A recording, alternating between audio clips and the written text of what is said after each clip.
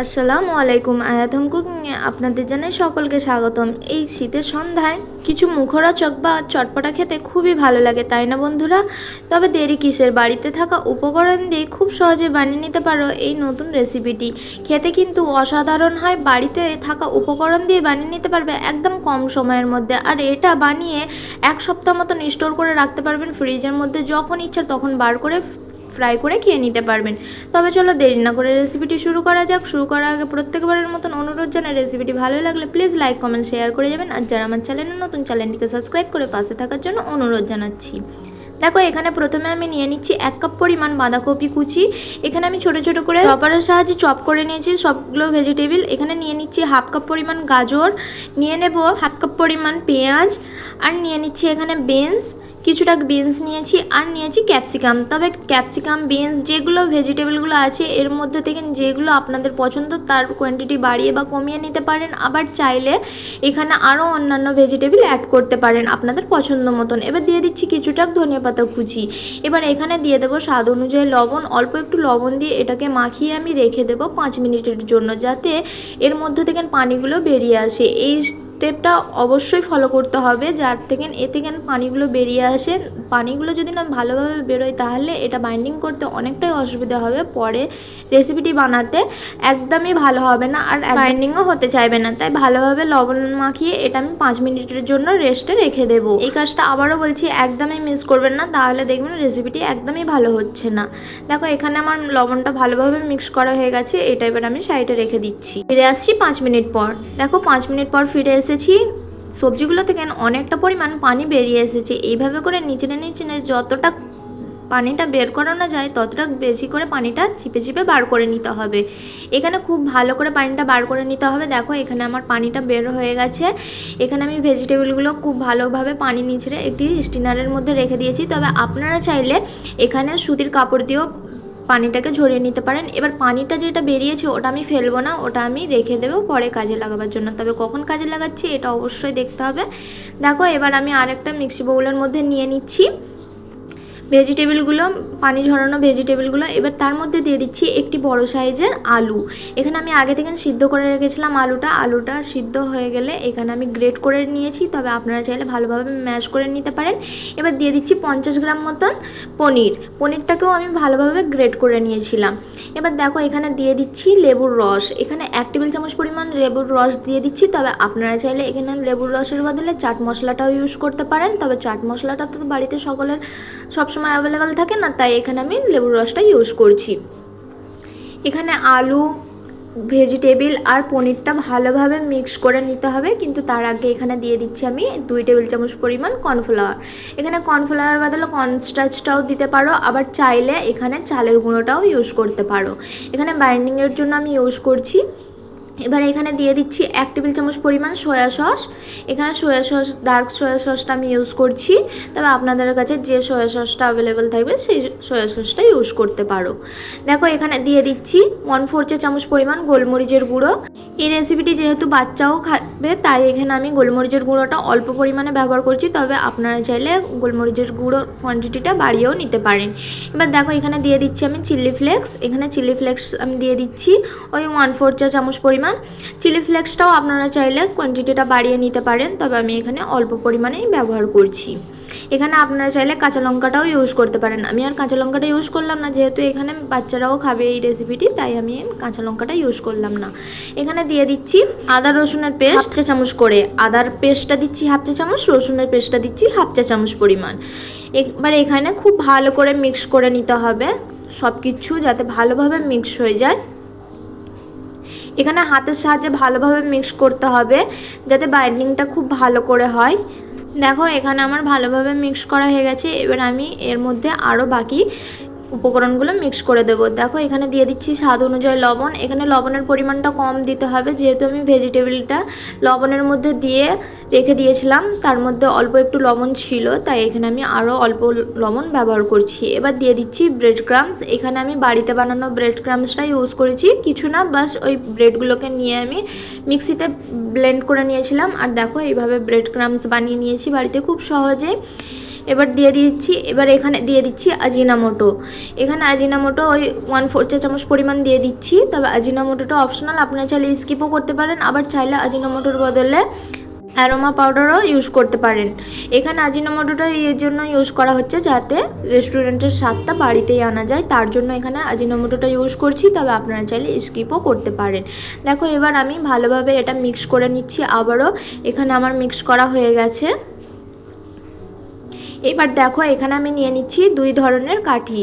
এখানে আমি এক ধরনের এইরকম যে কাবাব বানাবার স্টিকগুলো থাকে সেই স্টিকটা নিয়েছি, আরেকটা নিয়েছি আইসক্রিম স্টিক। তবে বাড়িতে যে কোনো কাঠি অ্যাভেলেবেল থাকলে বানিয়ে নিতে পারো, এরকম কাঠি না হয় আইসক্রিমের কাঠি। তবে আইসক্রিমের কাঠিটা প্রত্যেকের বাড়িতেই অ্যাভেলেবেল থাকে আশা করি।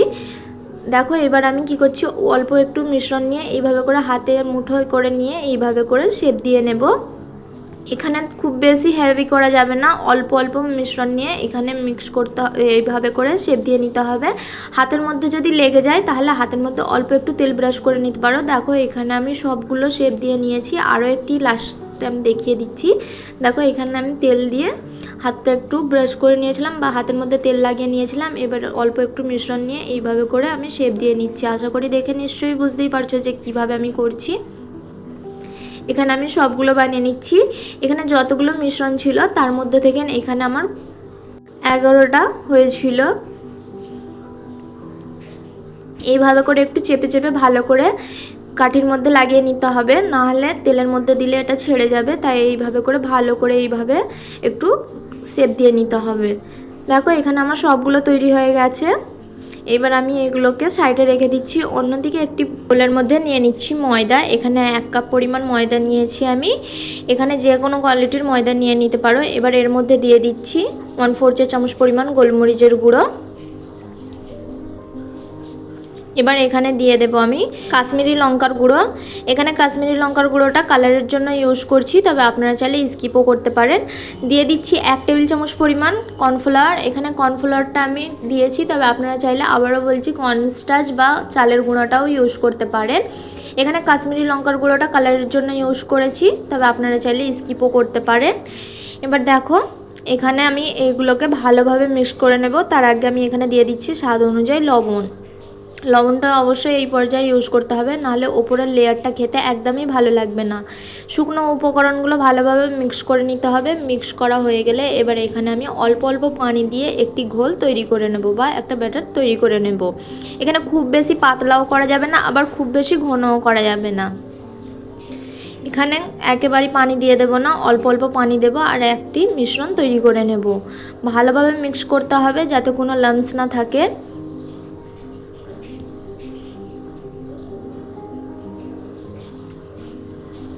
দেখো এখানে আমার রেডি হয়ে গেছে। আশা করি দেখে নিশ্চয়ই বুঝতেই পারছো যে কতটা ঘন এটা রাখতে হবে বা কতটা পাতলা। এটা বেশি ঘন করা যাবে না, ঘন করলে কি হবে যে কোটিংটা হবে, কোটিংটা অনেকটা হেভি হয়ে যাবে। আর একদমই এই যে যখন কোটিং করব তখন কোটিংটা হেভি হয়ে গেলে এটা কাঠির মধ্যে টিকে রাখবে না বা আটকে থাকবে না, খুলে যাওয়ার সম্ভাবনা থাকবে। আর যদি পাতলা করি এটা ভালোভাবে কোটিং হবে না। তাই কোটিং করার জন্য এই ব্যাটারটা খুব ভালো করে করতে হবে।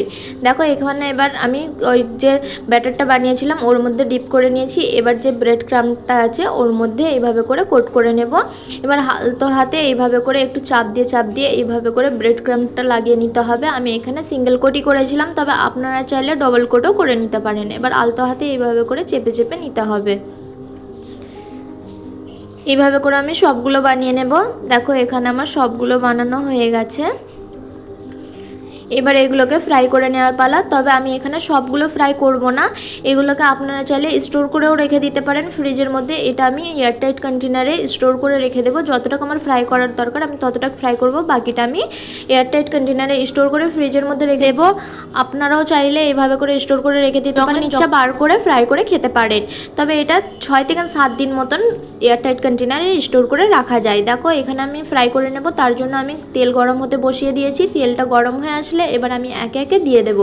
তবে এখানে বলে রাখি, তেলটা খুব বেশি গরম করা যাবে না, না বেশি গরম না বেশি ঠান্ডা। বেশি হাই হিটে গরম করে নিলে কি হবে, তেলটা অনেকটাই গরম হয়ে যাবে আর এই ললিপপগুলো দেওয়ার সাথে সাথেই অনেকটা কালার এসে যাবে, যেটা ওপর থেকে তো কালার এসে যাবে আর ভিতর থেকে একদমই কাঁচা রয়ে যাবে, খেতে ভালো লাগবে না। তেলটা খুব বেশি ঠান্ডা থাকলে তাহলে দেখবে কি তেলটা নাস্তার মধ্যে বা ললিপপের মধ্যে টেনে নেবে আর একদমই দেখতেও ভালো লাগবে না, খেতেও ভালো লাগবে না। তাই তেলটা খুব গরমও না আবার খুব ঠান্ডাও না, মিডিয়াম রেখে তেলটা ফ্রাই করতে হবে।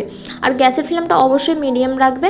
এবার লাল করে এপিট ওপিট ভালো করে লাল করে ফ্রাই করে নিতে হবে। দেখো এখানে আমি লাল করে ফ্রাই সার্ভ করে দেখিয়েও দিচ্ছি। আশা করি দেখে নিশ্চয়ই বুঝতেই পারছো যে কতটা সুন্দর আর কতটা লোভনীয় হয়েছে। আওয়াজ শুনে অবশ্যই বুঝতেই পারছেন যে কতটা মুচমুচে হয়েছে। তবে এটা সার্ভ করা হয় একটা স্পেশাল গ্রেভির সাথে, আর এটা দুইভাবে সার্ভ করা যায়, এক এইভাবে আর এক এইভাবে গ্রেভির সাথে ডিপ করে। তবে গ্রেভির সাথে ডিপ করে সার্ভ করলে সাথে সাথে সার্ভ করতে হবে, নাহলে এটা যে মুচমুচে ভাবটা থাকে সেটা একদমই থাকবে না আর খেতেও ভালো লাগবে না, দেখতেও ভালো লাগবে না। সাথে সাথে সার্ভ করার জন্য এইভাবে সার্ভ করে নিতে হবে। তবে এই গ্রেভিটা কিভাবে বানানো যায় সেটা চলো দেখিয়ে দিই। এই গ্রেভিটা বানানো খুবই সহজ। এই গ্রেভিটাও বানিয়ে আপনারা চাইলে 10 থেকে 15 দিন ফ্রিজের মধ্যে স্টোর করে রেখে দিতে পারেন। এই গ্রেভিটা খেতে অসাধারণ হয়, যে কোনো পকোড়া বলো বা ভাজাভুজির সাথে এটা দিয়ে খেতে পারো, খেতে অসাধারণ লাগে। বিশেষ করে মুরগির পকোড়া, এইভাবে চাইনিজ যে পকোড়াগুলো হয় সেগুলোর সাথে সার্ভ করতে পারো, খেতে কিন্তু অসাধারণ লাগে। তবে চলো দেখি বানিয়ে নেওয়া যাক গ্রেভিটা। তার জন্য দেখো একটি ফ্রাই প্যান বসিয়ে দিয়েছি। ফ্রাই প্যানের মধ্যে দিয়ে দিচ্ছি 2 টেবিল চামচ পরিমাণ সাদা তেল। এবার সাদা তেলের মধ্যে দিয়ে দিচ্ছি এখানে আমি রসুন কুচি, ওই 6 থেকে 7টা রসুন নিয়ে আমি ছোটো ছোটো করে কুচি করে নিয়েছি, সেই রসুনটা দিয়ে দিচ্ছি। এবার রসুনটা দিয়ে 2 থেকে 3 সেকেন্ডের জন্য ফ্রাই করে নেব।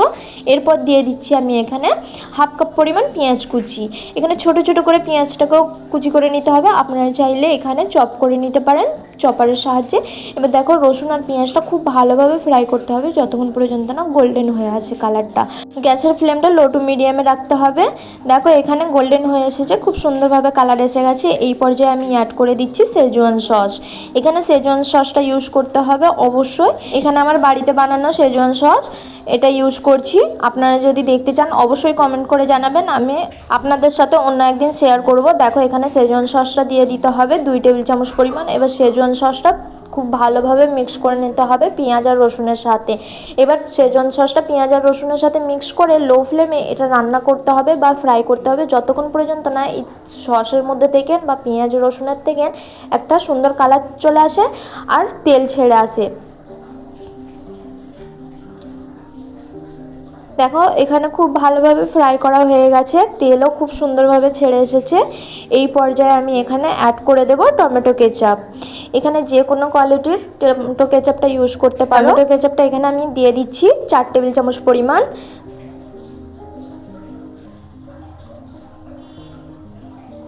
এবার টমেটো কেচাপটা দিয়ে আবারও ভালোভাবে মিক্স করে নিতে হবে। এখানে এবার দিয়ে দিচ্ছি আমি ডার্ক সয়া সস। এখানে ডার্ক সয়া সসটা আবারও বলছি, যদি না অ্যাভেলেবেল থাকে তাহলে এমনি নর্মাল সয়া সসটা ইউজ করতে পারো। দিয়ে দেব ডার্ক সয়া সসটা 1 টেবিল চামচ পরিমাণ। ভিনেগার দিয়ে দিচ্ছি 1 টেবিল চামচ পরিমাণ। যেহেতু এটা আমি স্টোর করে রেখে দেব, পুরোটা আমার কাজে লাগবে না, তাই এখানে আমি স্টোর করে রেখে দেব সসটা বা গ্রেভিটা, তার জন্য আমি এখানে ভিনেগারটা ইউজ করছি। তবে আপনারা চাইলে স্কিপও করতে পারেন। ভিনেগারটা দিয়ে ভালোভাবে মিক্স করে এখানে আমি পানি দিয়ে দেব পরিমাণ মতন, ওই হাফ কাপ পরিমাণ পানি দিয়ে দিচ্ছি। এবার ওপর থেকে দিয়ে দিচ্ছি আমি আজিনোমোটো। আবারও বলছি আজিনোমোটো যদি অ্যাভেলেবেল না থাকে বাড়িতে তাহলে আপনারা চাইলে আরোমা পাউডারটাও ইউজ করতে পারেন, আবার চাইলে পুরোপুরি স্কিপও করতে পারেন। এখানে যেহেতু আমি রেস্টুরেন্টের স্বাদটা দেওয়ার চেষ্টা করেছি তাই এখানে আমি আজিনোমোটোটা ইউজ করেছি। এবার ফুটে আসা পর্যন্ত অপেক্ষা করব। ফুটে আসলে এখানে আমি দিয়ে দেবো 1 টেবিল চামচ পরিমাণ কর্নফ্লাওয়ার গুলিয়ে পানির মধ্যে, সেটা দিয়ে দেবো যাতে গ্রেভিটা গাঢ় হয়। এবার ভালোভাবে ফুটিয়ে নিতে হবে 2 থেকে 3 সেকেন্ডের জন্য। ভালোভাবে বলক উঠে আসলে এখানে এবার আমি সার্ভ করে দেখিয়ে দিচ্ছি প্লেটের মধ্যে। আশা করি দেখে নিশ্চয়ই বুঝতেই পারছো যে কতটা লোভনীয় আর কতটা সুন্দর হয়েছে আর বানানোটা কতটা সহজ, তাই না বন্ধুরা? দেখে আশা করি নিশ্চয়ই বুঝতেই পারছো। তবে কেমন হয়েছে রেসিপিটি জানাতে ভুলবেন না। ভালো লাগলে প্লিজ লাইক কমেন্ট শেয়ার করে যাবেন। আর যারা আমার চ্যানেলে নতুন, চ্যানেলটিকে সাবস্ক্রাইব করে পাশে থাকার জন্য অনুরোধ জানাচ্ছি। আল্লাহ হাফেজ, আবার দেখা হচ্ছে নেক্সট রেসিপিতে।